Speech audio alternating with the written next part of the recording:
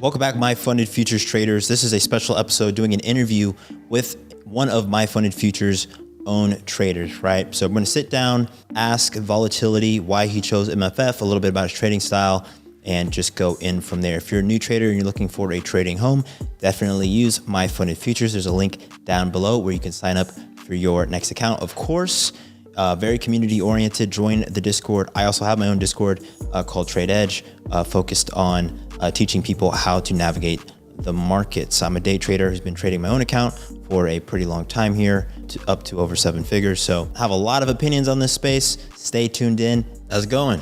How are you? Good. How are you? Good, good. You want to go by Volatility, your real name? What do you prefer? My name's Tim, but most people call me either Vesh, which is my nickname that I had growing up, or just Vola for Volatility. No one really says Volatility, I guess, because it's so long. Vola. Well, Tim, nice to meet you. We'll call you Vola for the sake of this. Totally cool. Well, thanks for joining, man. You know, really just, I guess we could start with maybe a little bit of your background, what got you in the trading, and kind of just get rolling from there. Sound good? Yeah, sounds good. Awesome, man. So yeah, where are you from? So I'm born and raised in Maryland. As far as my background goes, I'll just start from kind of more recent, I guess. I used to work for local government. I was in the traffic engineering department.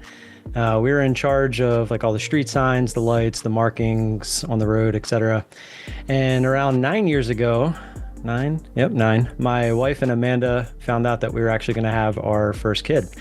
About a year after that, she actually had the opportunity to move to Florida, and we had been vacationing there ever since we had met, down to the Clearwater, St. Petersburg area. And it just so happened that she could transfer to St. Petersburg. So when we heard that, it was pretty awesome. We were like, hey, we could go live where we vacation every year. So we kind of took up the opportunity there. And that was actually when I, quote unquote, retired after 10 years with the local government, because once you get 10 years vested, you can technically retire. And but that doesn't really matter until I'm older, but you know, neither here nor there. But I actually retired technically to stay at home with our newborn. And that was kind of where all my extra time ended up coming from. But it was due to just the child costs that we're raising throughout the country. And it didn't make sense for me to find a lower paying job while we were down there versus just staying at home and taking care of the kid. Well, as we were about to move down there, we found out that we were pregnant with our second kid. And as that all started happening, it just made things a little bit more interesting. And we were literally in the process of moving. So we already bought a house down in Florida, et cetera. And so we ended up moving. After the first couple months, you know, me and my, at this time, 1-year-old were loving it. We had a community pool to go to. We were going for walks, looking at the alligators. You know, we were having the time of our lives. But unfortunately, the wife, you know, who was going into work every day, she ended up not liking the operation that was going on there. She didn't end up liking the commute that she ended up having. And she started to get pretty homesick pretty quickly. So we ended up getting a little nervous too, as well as like our support system lived back home in Maryland. Yep. And that all kind of snowballed, and we ended up moving back to Maryland. So we bought a house. We were there for 3 months. Thankfully, speaking of markets, the housing market at that time actually was going up, and we ended up selling that house for about break even after all the costs and everything. So it got a little 3-month vacation out of it. That's pretty good considering, like, I mean, there was a while there where housing prices were going up like 30% year over year. It was pretty crazy actually. So totally not trading related, but I'm a real estate investor as well. I bought a sixplex when I was 25, quite a while ago now. And my plan wasn't to sell it when I did, but it appreciated so much. I was like, I guess. And so I sold that at like the top of the market. So that's pretty cool. So it sounds like trading for you was kind of like this, the opportunity just fell in your lap. It's like, it made sense because of cost, but then you also had time to learn a new skill. So yeah, I was going to say money as well. Correct. Yeah. So that when we got back home, we had our second kid, and it took about 6 or 7 months or so, but I fell into a rhythm with both kids, and I started to find a lot of extra time on my hands. You know, I'd get them fed, get them, you know, they're napping, et cetera. And then I'd just be the house was clean, you know, I was sitting around not doing much. And I actually ended up taken that extra time to go back to some old habits of like gaming and stuff. And during one of my gaming sessions, one of the guys I was playing with, he brought up the name Ricky Gutierrez. And I don't know if you know who that is, but he's popular in the equities side of trading. Okay. And so I ended up like looking him up a little bit after we were done that gaming session, and I saw that he was a flashy like 22-year-old real estate, fancy cars, fancy house, et cetera. But I quickly realized that like I don't know, you could kind of see through him a little bit. At this point I'm in my 30s, so I kind of knew what was Yeah. going on there. Same. But it led me down the rabbit hole of, well, he said he was making most of his income from day trading. Let me YouTube day trading. And then I came across Ross Cameron from Warrior Trading. You might have definitely heard of him. Seen And him. Yep. yep. So I kind of like went down that rabbit hole and I started, just watching all these videos. And I never ended up paying for a course or joining a chat room or anything like that, but I did like watch hours upon hours of YouTube videos. And honestly, that was just kind of the start of it. Like everybody else, I failed at first. And just throughout persistence, 6 years later, here we are. Awesome. So I was going to ask you, how long has it been? So 6 years trading. How long have you been in the prop world? Because prop trading, I guess, has always existed, like literally since the inception of trading, right? For anybody who's not familiar, that's always been the case. Internet prop trading, though, I would say is new. If I had to call it, I don't know if that's what they call it, but the ability for you to go to a website, swipe a credit card, and like get funded is pretty new, right? So, how long have you been, I guess, trading in the prop world? I started in the prop world about August of last year. I came over from Okay. equities because equities kind of slowed down a little bit, and all the hype around props was coming around, with Apex and all that. So I decided to kind of see what it was all about. And at first, I thought that there was no way this was even legal, Yeah. but the more I looked into it, the more it was growing, and I was like, well, I mean, everyone else is doing it. Let's see what it's about. And I've kind of found a home. Awesome. Yeah, no, I literally thought the same thing, right? So I started trading. I had like a unique path to trading because I worked at a retail brokerage right out of college. So I had my Series 7 66, which is like the official licensing. If you ever like go to an investment advisor who's really just Right. a person to, sell you whatever the corporate mandated Yeah. bucket of stocks is, right? They don't do very little financial advising. But I learned about the markets, got to meet some people that worked on the trading floor, stuff like that. And then I looked up to people like Ray Dalio, like these hedge fund managers and stuff like that. So my angle into trading was pretty different. And it's similar to you when I saw, prop firms, and I guess that'll bring us to MFF here in a second. I was just like, what? Because I'd already been trading for years before I even signed up for the first prop firm, and had made and lost tons of money. One of the stories I tell people all the time is like, I don't know anybody else. Like I've lost $500,000 was my biggest loss. I was in Egypt for a month at the time, literally walking around the desert and just watched my account go down by 500,000, and it was like, have it that day on video. It's pretty crazy. So that was all before prop firms for me. So I'm curious, like, one, how long have you been trading with MyFundedFutures? Keep hitting this mic. This is a new setup for me. But how long have you been trading with MyFundedFutures? And then how would you describe yourself, I guess, as a trader? Or you said since last August with MyFundedFutures? Yeah. So So yeah, I started with Apex back in August, and I want to say it was around like May or June. I started to hear some people talk about my funded futures. They weren't really that popular at the time, I don't think, just mm, because of the pricing. They weren't really competitive in that aspect, so a lot of people weren't talking about them. But little did you know behind the scenes that they were, building a very deep ended back end, and it was yeah. obviously I didn't understand that at the time.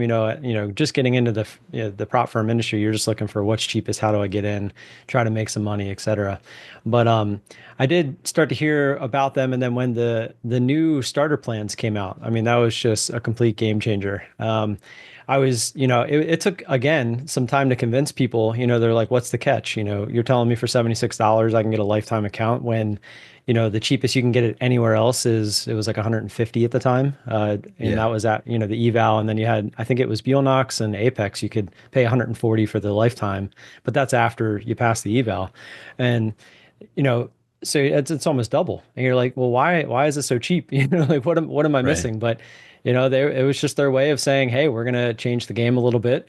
And it's a little bit more upfront cost. But if you're a serious trader, that's why I try to tell everyone, is like, if you're here to, actually trade and not gamble these evals, then this shouldn't be an issue for you.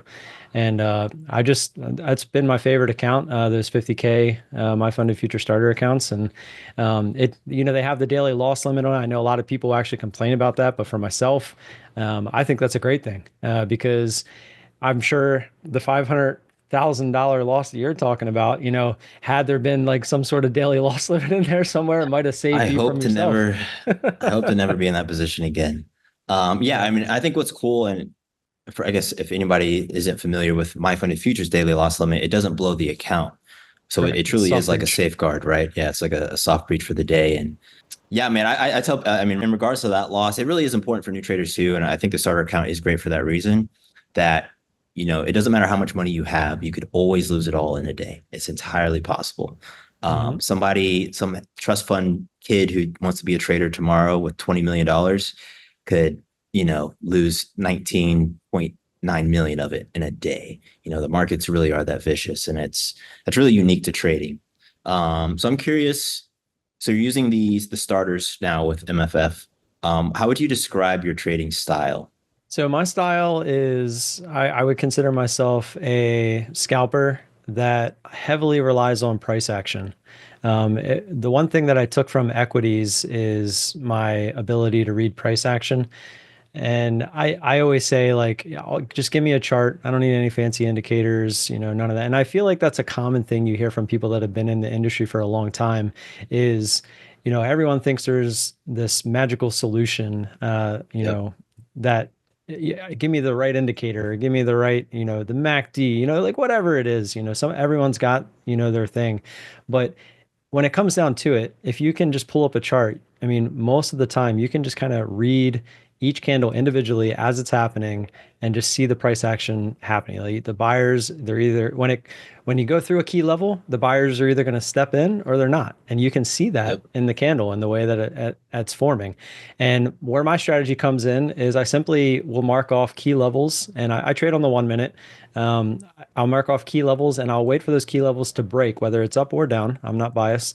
And when it breaks, I want to see a huge push in that direction through. And then I'm going to look for the end of that push. That's where the reading the price action comes into play.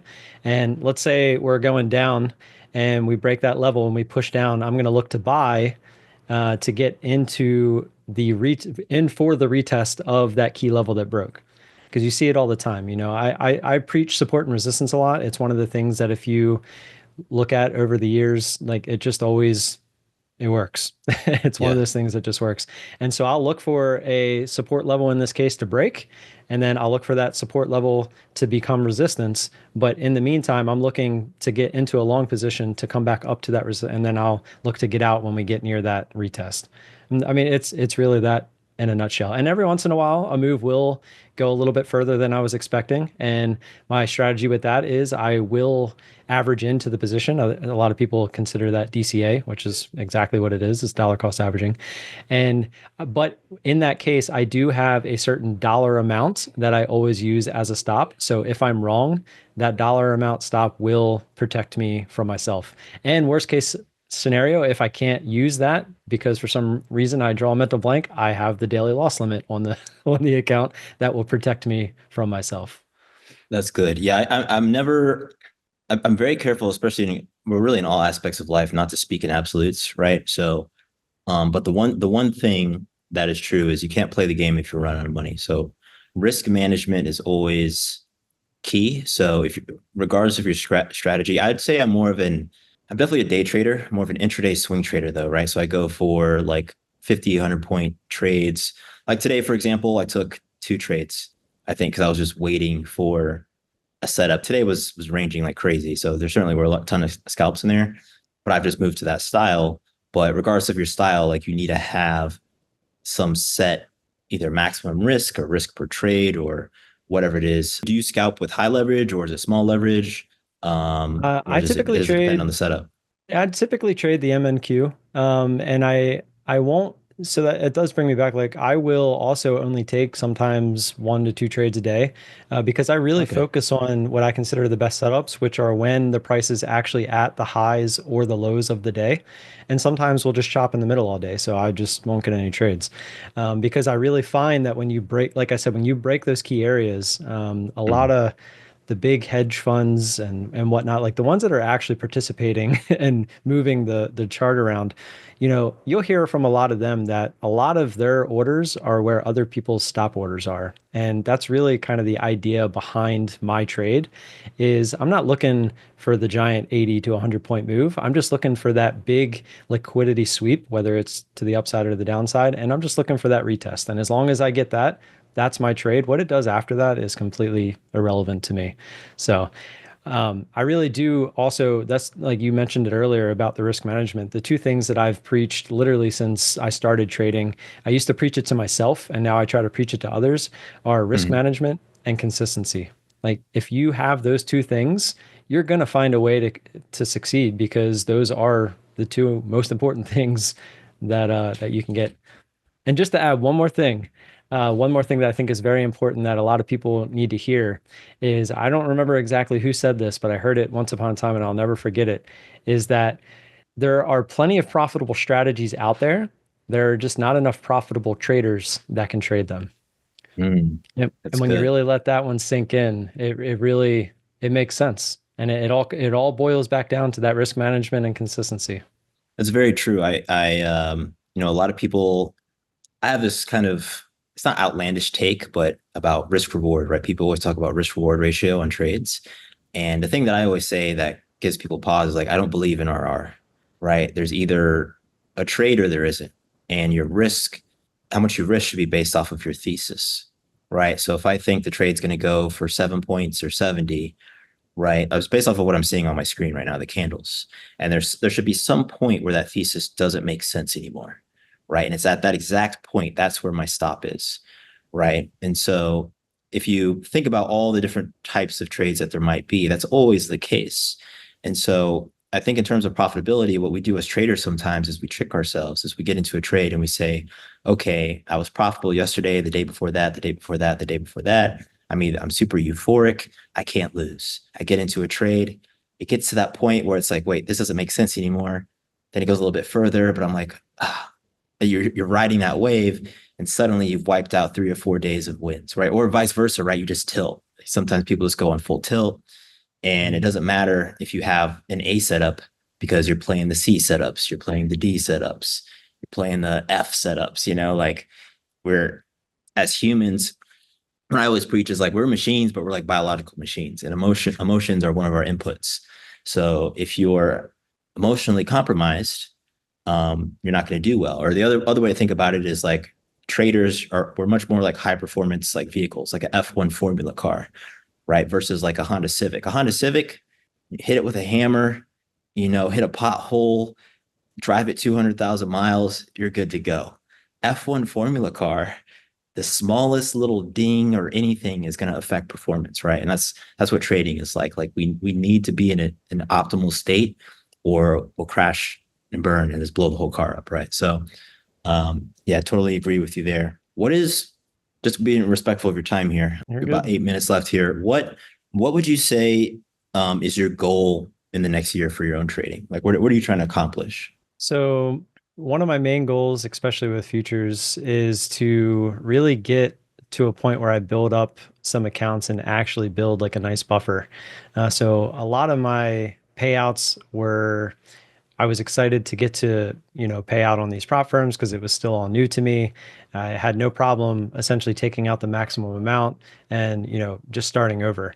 I think I'm to the point now where I'm pretty confident that what I'm doing is working. So now it's to, get a bunch of accounts, not a bunch, but, like 3 to 5. I know some people go crazy and they have 20, 40, 60 accounts.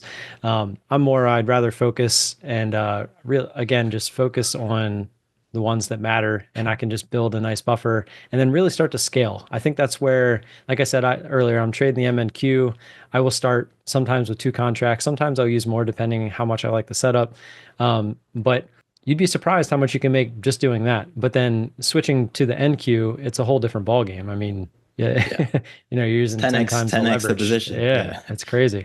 So my goal is to really kind of build up the accounts to the point where I can make that switch. And then hopefully, knowing my funded futures, once you get those amount of payups, go to a live account and then just start scaling. I make money, they make money, and it's all for, a rather cheap price.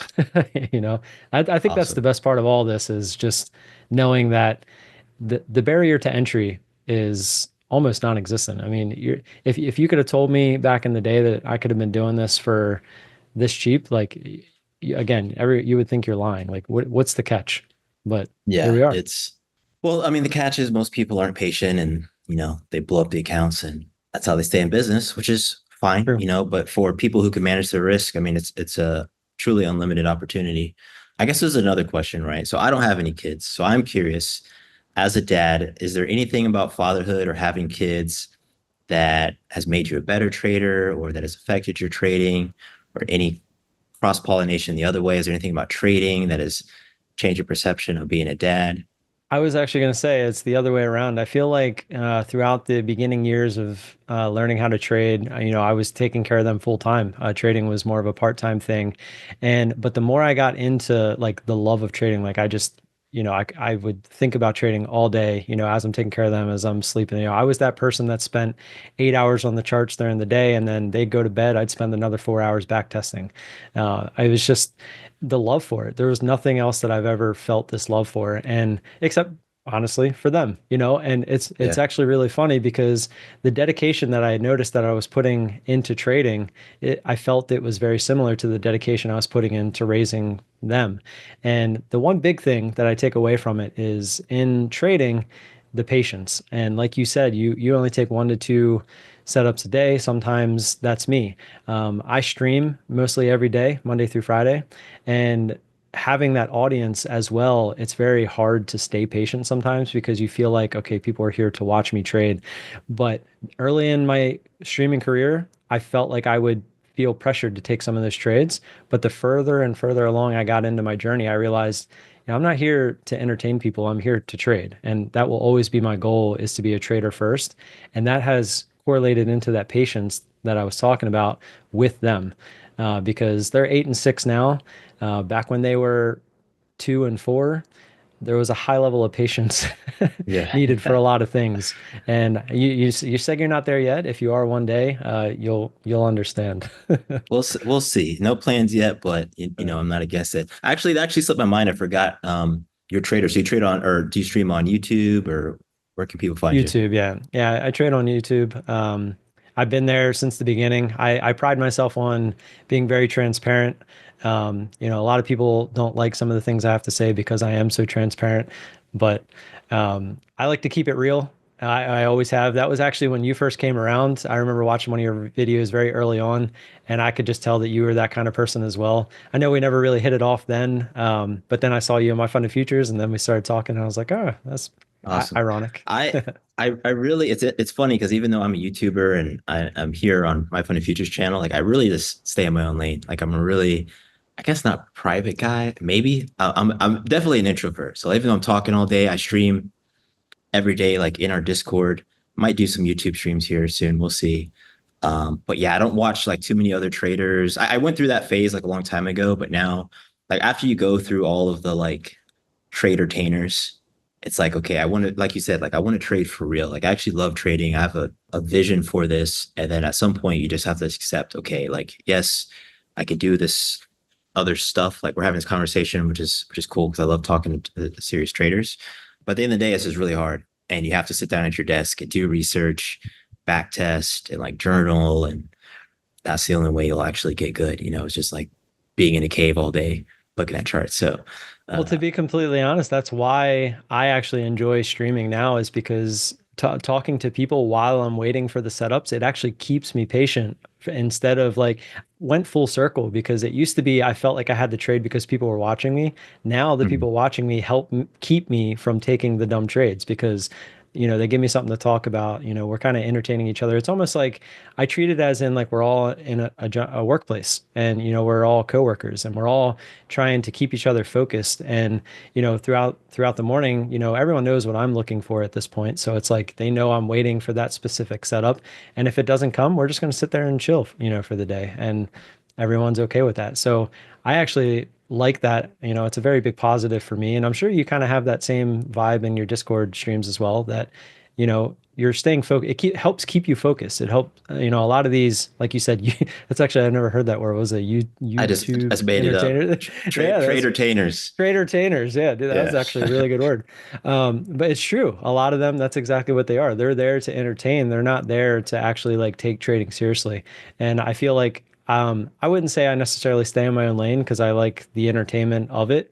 But I don't, necessarily look to them for entertainment. I more so, they are my entertainment because they're entertainers, if that makes sense. That's fair. Yeah, it's definitely not a judgment thing. It's more so like I know what I want to do, but I'm not knocking like, look, there's a million ways to make $1 million in life. You do you, right? I'm pro-capitalist. Do whatever you want to do within reason, but we won't go down that. Won't go down that road. But hey, man, we've got 1 minute left. You're a MyFundedFutures affiliate, right? A partner, right? So we'll drop Tim's link down in the description here as well if you want to support him. Obviously, join MyFundedFutures Discord. Check out his YouTube. I'll get a link from you after this as well. And I'll give you the last word, statement, question, whatever you like. Nah, I appreciate you having me on. Everybody, like I said, the two things I've always preached: risk management and consistency. And that goes for anything in life, really. I mean, it could be literally anything. If you put consistency into something, I have a saying with my kids, they'll be struggling with something, and I look at them and I say, how do you get better? And now they know the answer. You just keep on trying.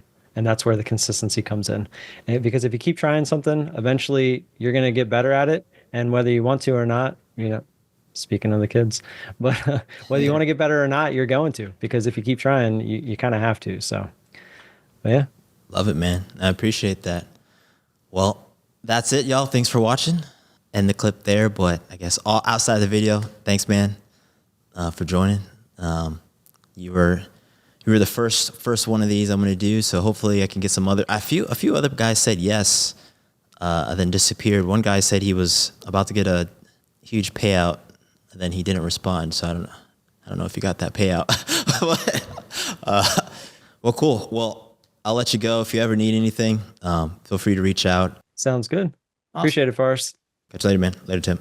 See you, man. Later. And thanks for watching.